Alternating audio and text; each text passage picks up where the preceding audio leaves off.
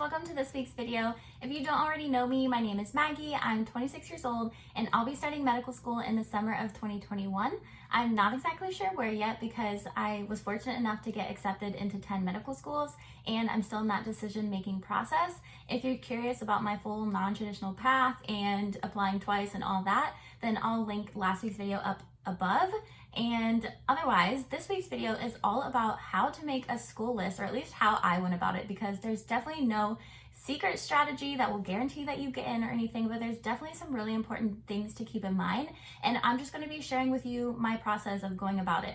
I ended up applying to 28 schools, and just first off, another disclaimer is that I will be focusing a lot on stats. Like what I did was use the MSAR and look at the acceptance data from that they provide on the MSAR, and I look at the GPA range and the MCAT range.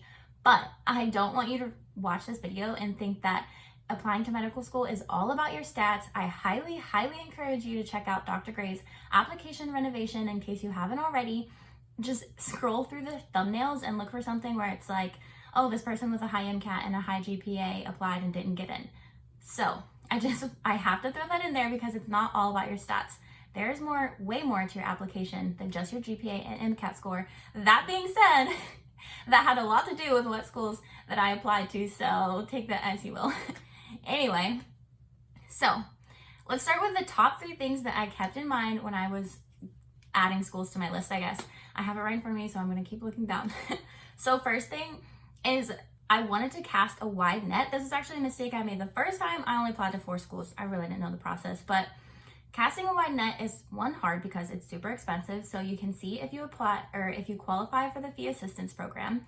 I was able to, and I'm not sure if I would have been able to apply to 28 schools if not, which is really sad that it's so expensive and that money prevents us from getting a better chance of getting in, but that's another topic. So cast a wide net, apply to as many schools as financially possible. Although if you don't know like what is a good number, I applied to 28. I thought that was pretty good. I think 40 would be a little overkill, but like if money is no option, then like, you know, the more schools you apply to, the more you're increasing your chance of getting in. All right, so second on the list, and this is really important. I feel like maybe this should have been first. I also didn't know this the first time I applied, but public schools usually, big emphasis on usually, prefer in-state residents, like by a lot. They will accept mainly in-state residents, and some schools will only, the out-of-state residents will have strong ties to that school, or like the MD school in Mississippi only accepts Mississippi residents, I'm pretty sure. Don't quote me on that, but I'm pretty sure. And so I'll show you how to look out for that, but I say usually because I also got accepted to a public out-of-state school that I don't have residency in, I don't have strong ties to, and I'll show you in that example how I was able to use the MSAR to know that that is a school where the preference isn't as strong. The third thing is apply to reach schools because you never know. Even if it's like UCSD and you're not a California resident and you think you have no chance of getting in, it's okay to apply to a handful of reach schools because like I said, stats aren't everything and you never know. So since I wanted to cast a wide net, I applied to MD and DO schools, and I'll just go ahead and tell you my strategy for DO schools now because there's not much that went into it. DO schools, kind of what I noticed was that most of them are private schools, so they don't have that residency bias. So I applied to 5 or 6 DO schools, and my only criteria was just places I wanted to live. So I applied to 2 in Arizona because my boyfriend would love to live in Arizona and it's warm and I'm sure I would be happy in Arizona. And then Oregon, and so that's the only criteria. With the exception of there was one school I only applied there. It was in Iowa. I don't want to really live in Iowa, but I thought they had a really cool program and they specifically had like a surgery skills class as part of their curriculum. So I was just interested in that, so I put that on the list. So I really had no strategy as far as DO schools, but now we're going to hop over to my screen share on my laptop and I'll tell you all about the strategy I used to apply to MD schools. I have the MSAR pulled up here because this is the main resource that I use to research schools. It does cost, looks like $28, but it's definitely incredibly helpful because you get to see the GPA and MCAT scores of accepted students. And then the only, I would say, kind of con of using the MSAR and just like focusing on stats is really you don't get a feel for the school. You don't get to know anything about the school. You can read the mission, but one resource that I absolutely love as far as kind of getting the vibe for the school and what they're looking for, is this podcast, All Access Med School Admissions, where this guy, he is part of the Dean of Admissions or the admissions team at Case Western, and he interviews a bunch of other dean of admissions at other medical schools, and this is like gold. You should absolutely listen to this. I actually applied to the school. Oh, it's right here. I applied to the school in Vermont because of this podcast, and I ended up getting accepted. I love the school. It's possibly a school that I'll go to. I actually just received a scholarship offer. Anyway, this is a great podcast to kind of figure out like what schools you actually want to go to. Just because you look up the stats doesn't mean it's a school that kind of aligns with your missions or what you want to do and all that. So the MSTAR is great, but if you want to get more insight into schools, you can definitely listen to these, and you can just go to the school's website. You can search on YouTube, all that good stuff.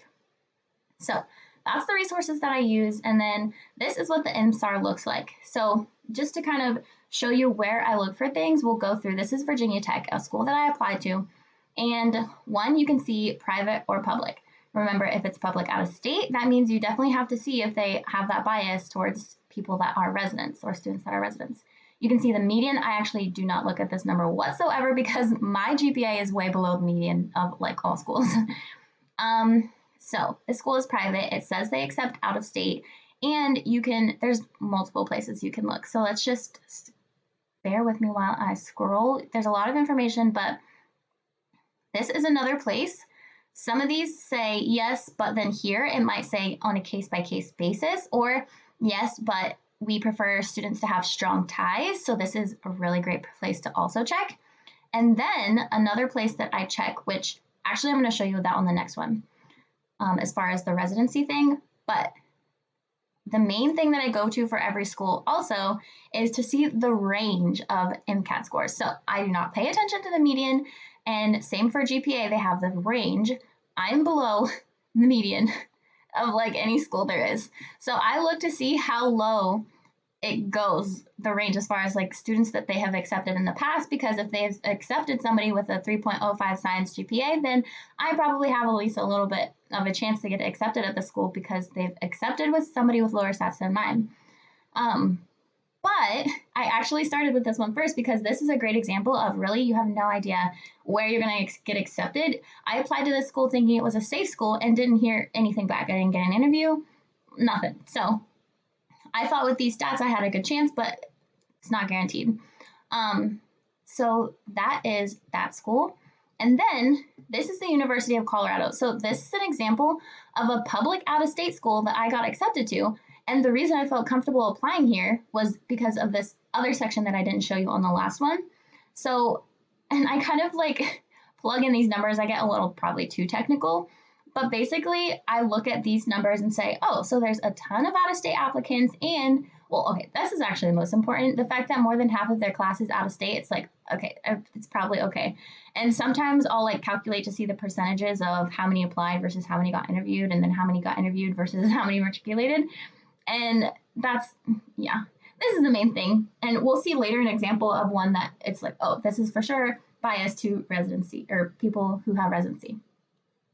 But Colorado is a public school that I applied to because of this. Like this table is the reason I applied there, and I got accepted. And their ranges go down to 3.47 and 3.35. So I felt good about that. And then I have a 516. So actually in the case of my MCAT, I was above the median. So I felt especially good about this. So this was like a definite, like also Denver or that area, it's in Aurora. Seems like an awesome place to live. So I put that on my list and ended up getting accepted. UMMC. This is an example of a public school. Actually, this is more like an extreme example because they don't even accept students that aren't residents of Mississippi. So if you aren't a resident, you will literally just be wasting however much money it costs to apply here. They will still take your money, but they won't consider you. And just to see, actually, like, still don't quote me because I still don't know. But so if you just look at your stats or their stats, 496, like, oh, I have 5.6. Oh, actually, I have 516. It's like, there, okay, yeah, I have a great chance. And look how, oh, that's not so low, but still, as far as my MCAT, maybe I should apply here. No, first off, only one out of state, 0 matriculated from out of state. They pretty sure they don't accept out of state residents, even if it's like strong ties. I don't know. I think you have to have residency. Maybe strong, I don't know. But my point is this would not be a school I would apply to if I'm not a Mississippi resident. Next is Kentucky. I think this is another example of, okay, public school, so we need to be extra careful. Even though the median MCAT is like, mine's higher than that, so maybe that would be good. I think I actually looked at this school.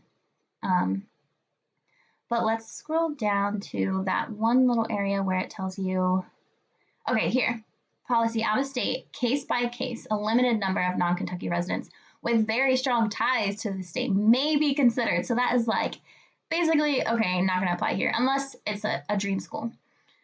So there's basically 3 categories of schools that I apply to, either dream schools, like say I just wanted to live in Kentucky, like I would apply because you never know what happens. But like a dream school with me, like UCSD, like I mentioned, and the public schools in Arizona, they're a public out-of-state school. I'm probably not going to get in. I didn't get in, but you never know. So that's that category, dream schools. And then safe schools, this is basically what I'm doing. Just looking at schools, looking at their data, whether they're public or private, and then looking at this.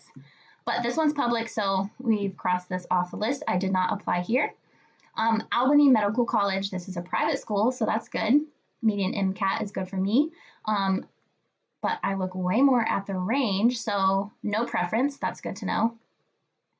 And then this was good for me, a little on the low end. So this is a school that I applied to and didn't hear anything back from. So you really can't really, okay, and this is another like, okay, there's way more out of state that go there. I might have a good chance, but wasn't guaranteed. I did not get an interview. Case Western. Okay, this is a dream school. Obviously, their median is 519. That it's private, so that's good. Well, actually, I'm in Ohio. I was born in Ohio and I graduated in Ohio high school, and that's the other thing. You should check with your state. So even though I'm not on my AMCAS application, I put my residency is Washington because that's where I live. But for Ohio schools, a lot of them have like the Forever Buckeye thing, where if you graduated from an Ohio high school, then you get in-state tuition and all that. So check not only what you are currently a resident state or what your residency is in, but also like where you grew up and where you graduated high school. If that's different, you should check those schools as well. So I made sure to apply to basically all the Ohio schools just because I'm from there. And so there's no difference, sadly. Well, this is private anyway, but then we go to my favorite place to check. And this is, I mean, they do accept as low as that. And I did get an interview here, and goes to 3.56, 3.43. So basically, I did not put this on my list as a like, oh, I might have a good shot of getting in here. It was a dream school. And I did get an interview and got waitlisted actually 2 times. Both times I applied to medical school, but that's okay. So kind of a dream school example. Wake Forest. Okay, here's another example where I feel like this research really paid off because I don't know anything about like North Carolina, but when I looked at their school, I was like, oh, I might have a good chance, and I ended up getting accepted here. So first off, private, that is good. Median, that's good for me. And then let's look at their range for GPA because I have a low GPA. And we can also take a pass through our table that shows us a little bit of extra information. So yes, they accept all applicants. There's no like case by case thing there. And then here's the range. They accept as low as 509. That's good. And they accept as low as 3.28. That's good. I'm a little bit above that. And 3.4. I think I'm like right at that. So that is why I decided, oh, here's another reason where it's like, oh, they for sure don't preference residents because look at those numbers. Yes, add to my list. And then I ended up getting accepted. So I feel like this research definitely pays off, but you still, like the other 2 examples, you never know. You might not hear anything. Again, Medical College of Wisconsin, private school, that's good. That's good for me. I feel like this is pretty similar. Basically, oh, what did I say here? Yep, all applicants. I got an interview at the school, but didn't go to the interview because I had a handful of acceptances already, and my boyfriend wasn't really interested in moving to Wisconsin, so I was like, okay. And then if we look here, there's slightly more. Oh, so here it's maybe they have like a slight preference, but still 100 out of state. It was a school that I was like, okay, adding this to my list, 3.24, 3.39. I'm a little bit above the 10th percentile, so that was for sure added to my list, and I got an interview. Then University of Toledo. So like I said, I just applied to all the Ohio schools. It's public. I'm from there. I graduated from high school in Ohio, and they might have that their do they say case by case or anything about strong ties? Oh, no, they don't. But when I went down here, as well as 504, down here, that made me happy. And I was from Ohio, and they didn't accept many out of state. I mean, I'm not an Ohio resident, so I actually ended up not getting any interview or hearing anything from the school. So maybe, I don't know if they want Ohio residents or something. Who knows? But I applied here thinking I'd have a good chance, and it's just one of those where I didn't hear back. I feel like this might be repetitive, but I'm going to keep going through 2 more just because there are a lot of different Okay, so Vermont. This is another example of a public school that I applied to because, one, let's look at our first table. More than 70% of students are from out of state. Actually, this was the one also in the all access med admissions. They said like most of our students are out of state. So didn't have to worry about the residency thing. Then goes as low as 507, check. Oh, and I'm above the median, so that's like double check. And then 3.41, 3.3, check. I definitely added this school. I love the school after listening to the podcast, so I was really excited that I got an interview here and I got accepted in a scholarship recently. Next and last, University of Cincinnati. So this is a public Ohio school that I also applied to. Again, I applied to all Ohio schools, but I got into this one. So unlike Toledo, where I didn't hear anything back. So public, check. Like, it's good that I'm from Ohio. I felt like that helped me. And their median is above my MCAT score, but out-of-state residents make up 30 to 40%, so that's not really relevant. Well, I guess I am out of state, so. But I still graduated, so low is 510, that's good. And 3.46, 3.36, at least I'm a little bit above that, kind of, a tiny bit. And then pretty even here. So I applied to this school and got in. So that's kind of my process. Those are the things that I look at. Another thing to note that I don't know. There's somewhere in here where you can find their mission, I think. Oh, there's too many. That didn't help. So you can also read the school's mission statement, and that might help you know what kind of is important to them, and that would help you do a little more than just looking at their stats. But that's my process and how I went above. Now we're going to switch to my iPad, and I'm going to show you my actual school list just so you can see all the schools I applied to and the results all in one area. These are all the schools that I applied to and kind of the results. So at the top, the DO schools, the 4 with the asterisks, are the ones that I got accepted at. I didn't go to that interview, and this is the one that I just didn't hear back from. The rest are MD schools, and basically I'm deciding between 5 of the 6 here. We shall see where I end up. And then didn't go to this interview, but got one. This is kind of interesting. So all but Kaiser, for the schools that I interviewed at, I at least got an email saying accepted, rejected, waitlisted. This one I heard nothing, so I'm just kind of assuming I'm rejected. For WSU, I got an actual email, at least confirming that I am rejected. And Case Western, deja vu, once again, I'm on the wait list. So if you watched last week's video, you'll understand. But getting off the wait list is totally likely, and lots of people end up going off the wait list, but it's just, I've been on it before, and okay. As far as rejected, there's a good handful of dream schools, like Brown and Dartmouth, and then there's also schools like Virginia Tech and Toledo, where I thought it was a safe school to apply to, I'd have a good chance, and also didn't hear back from them. And then Arizona, both those are out-of-state public, so not surprising that I didn't hear from them. And that is the full school list. These 3 are just, I submitted the primary and didn't finish the secondary application. But I guess to wrap it up and tie it in a bow, my takeaways from this video is I would recommend applying to the schools you have residency in and or you graduated high school in, as far as the states go, like whatever schools are in those states. You can apply MD and DO to cast a wider net. Applying to 20 to 30 would be good if you can afford it. 40 might be a little overkill. And then always apply to reach schools because you never know, and do your research. Use the MSAR for kind of stats side of things and whether it's private versus public and all of that, but then also YouTube and the podcast that I shared will really help you get kind of the vibe for the school, what they're looking for, if their mission aligns with what you are looking for, and all that good stuff. So like and subscribe if you would like, and I have a lot of free resources on my blog. Definitely check out the pre-med calendar. It's a free download. You should for sure get it so you know about all the important dates if you're applying this cycle or in the future. And I just came out with an MCAT study schedule course, so if you need to kind of plan out your study schedule plus get a ton of tips on how to study for the MCAT, then this is the course for you. Check it out below, and I'll see you in next week's video.